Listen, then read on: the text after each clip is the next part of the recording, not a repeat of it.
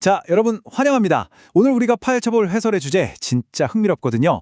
바로 인간의 의식을 이해하기 위한 400년간의 치열한 철학적 탐구입니다. 이건 그냥 지루한 옛날 이야기가 아니에요. 마치 트랙 위에서 바통을 넘겨받는 것처럼 위대한 사상가들이 앞선 철학자의 골칫거리를 물려받아서 새로운 해결책을 찾고 또다시 새로운 질문을 던져온 아주 매혹적인 지적 이어달리기라고 보시면 됩니다. 그럼 본격적으로 뛰어들기 전에 오늘 우리가 지나갈 코스부터 빠르게 짚어보죠. 1장 경험의 문제부터 시작해서 후설의 마음과 시간, 몸과 망치, 자유와 타자, 현상학과 현대과학의 만남, 그리고 마지막 끝나지 않은 프로젝트까지 총 6단계를 거치며 이 사상의 진화 과정을 쭉 따라가 보겠습니다. 철학자들은 수백 년 동안 이 하나의 근본적인 질문에 매달려 왔어요. 도대체 내 마음은 이 바깥 세상과 어떻게 연결되어 있는 걸까? 놀랍게도 우리가 믿고 있는 일반적인 과학적 방법론은 여기서 완전히 길을 잃고 맙니다. 왜냐고요? 과학의 의식을 연구하려면 가설을 세우고 관찰을 통제해야 하잖아요. 그런데 그 연구를 하는 과정 자체가 이미 우리가 연구하려는 그 의식의 작동 방식에 100% 의존하고 있거든요. 의식으로 의식을 분석해야 하는 말 그대로 구조적인 늪에 빠져버린 거죠. 과거의 철학자들은 이걸 해결하려고 크게 두 파로 나뉘었지만 솔직히 둘 다 실패했습니다. 합리주의자들은 우리 마음이 경험의 어떤 구조를 강제로 찍어 누른다고 봤고요. 반대로 경험주의자들은 마음이 밖에서 들어오는 감각적인 정보들을 받아서 세상을 레고처럼 조립한다고 생각했죠. 하지만 둘 다 치명적인 약점이 있었습니다. 도대체 우리 마음이 어떻게 외부에 있는 진짜 현실과 의미 있게 접촉하는 건지 그 접착제 역할을 설명하지 못했어요. 그냥 우리 경험이 처음부터 세상을 향해 구조화되어 있다는 사실 자체를 슬쩍 당연한 걸로 넘겨버린 겁니다. 제1장 경험의 문제. 의식을 설명하기 전에 먼저 그것을 묘사해야 한다. 자, 그래서 의식을 억지로 설명하려고 들기 전에 일단 의식이 일어나는 그 모습 자체를 있는 그대로 한번 묘사해보자는 급진적인 시도가 등장합니다. 이게 바로 현상학의 탄생이죠. 여기서 지향성이라는 아주 핵심적인 개념이 나오는데요. 우리 의식은 결코 텅 빈 방처럼 가만히 있지 않아요. 항상 무언가를 향해 있습니다. 분홍색 코끼리 환각을 본다고 상상해보세요. 비록 진짜 분홍 코끼리가 물리적으로 존재하는 건 아니지만 여러분의 의식은 분명히 그 환각 속의 대상을 조준하고 있잖아요. 즉, 의식은 머릿속에 혼자 갇혀 있는 게 아니라 항상 타겟을 가지고 이미 세상과 부딪히고 있다는 걸 완벽하게 보여주는 개념입니다. 제2장 후설의 마음과 시간, 자연적 태도에서 벗어나기. 여기서 에드문트 후설이라는 두 번째 주자가 바통을 딱 이어받습니다.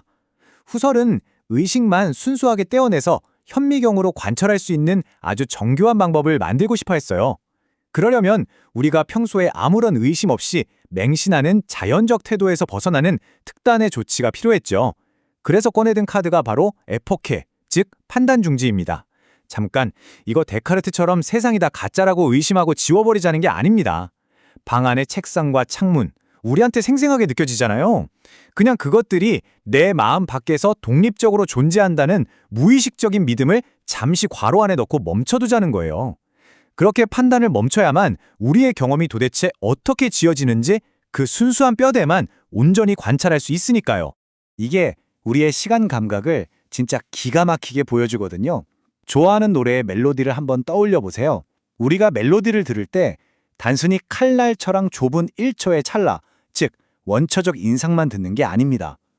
방금 스쳐 지나간 음표의 꼬리를 꽉 붙잡고 있는 파지가 있고 다음에 무슨 음이 나올지 기대하는 예지가 하나의 덩어리로 꽉 묶여 있어요. 이 세 가지가 분리할 수 없을 정도로 얽혀서 능동적으로 굴러가기 때문에 우리가 시간의 흐름과 선율을 온전하게 경험할 수 있는 겁니다. 공간도 마찬가지예요. 책상 위에 놓인 커피잔을 본다고 해보죠. 우리 눈에 맺히는 건 컵의 앞면뿐이지만 우리는 그걸 납작한 종이 쪼가리가 아니라 3D 입체컵으로 지각합니다. 왜냐고요? 지금 당장 내 눈에 보이지 않는 컵의 뒷면이나 바닥이라는 실현되지 않은 가능성들이 내 인식 속에 이미 하나의 지평선처럼 쫙 깔려 있거든요. 우리의 평범한 경험조차도 즉각적인 감각, 그 이상의 것들을 항상 품고 있다는 확실한 증거죠. 제3장, 몸과 망치. 마음을 떠나 세계로 들어가다. 그런데 후설이 순수한 정신의 내부 구조에만 엄청난 현미경을 들이대다 보니까 그만 커다란 사각지대를 놓치고 말았어요. 그래서 퍼즐의 바통이 메를로퐁티와 하이데거로 넘어가면서 물리적인 우리 몸과 행동으로 초점이 확 바뀝니다. 메를로퐁티가 말하는 운동지향성을 볼까요? 타자 빨리 치는 분들 생각해 보세요. 키보드 알파벳 위치를 머리로 하나하나 계산해서 치나요? 절대 아니죠. 허벅지에 모기가 앉으면 우리는 각도나 좌표를 계산하지 않고 맹목적으로 손을 뻗어 정확히 때려잡습니다.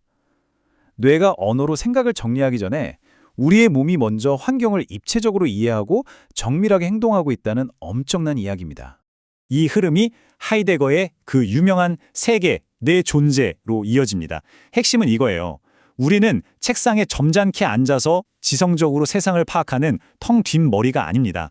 그 이전에 이미 삶 속에서 온갖 도구들을 만지고 부딪히며 세상 속에 거주하고 있는 아주 실천적인 존재라는 거죠.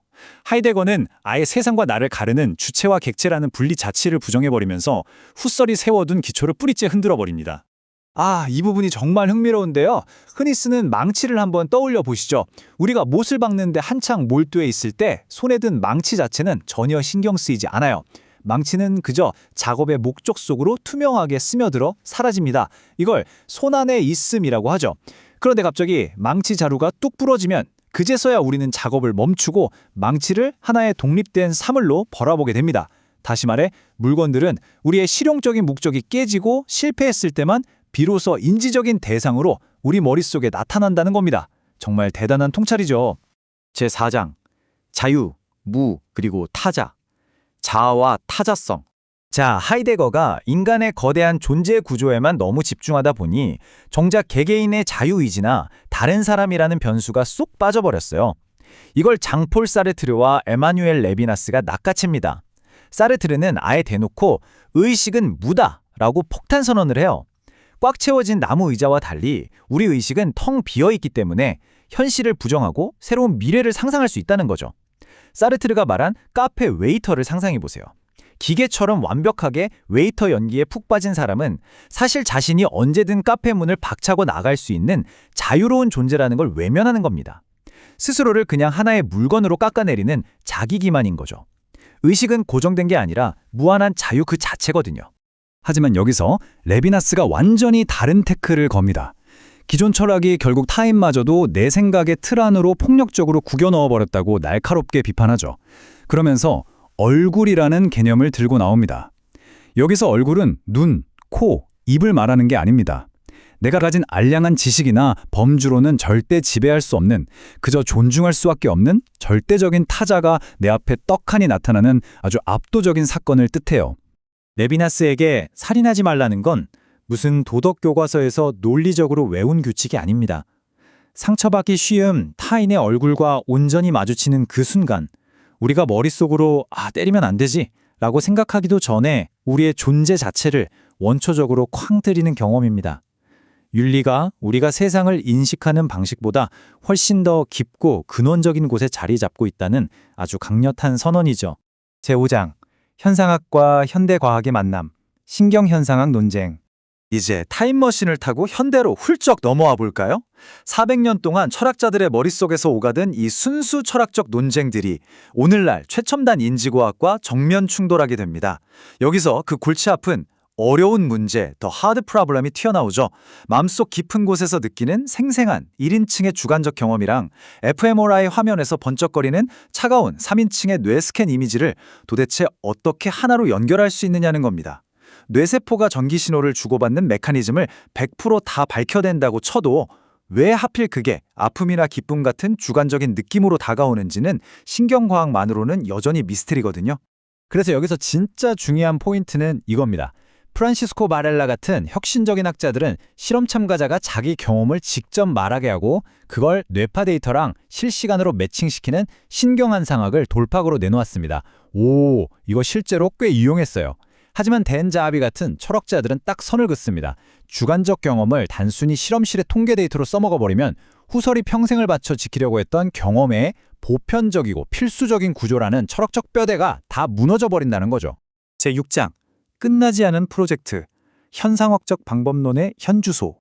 오늘날의 현상학은 교과서처럼 딱 떨어지는 정답이 아닙니다. 오히려 엄청나게 거칠고 생동감 넘치는 학술적 토론장 그 자체죠.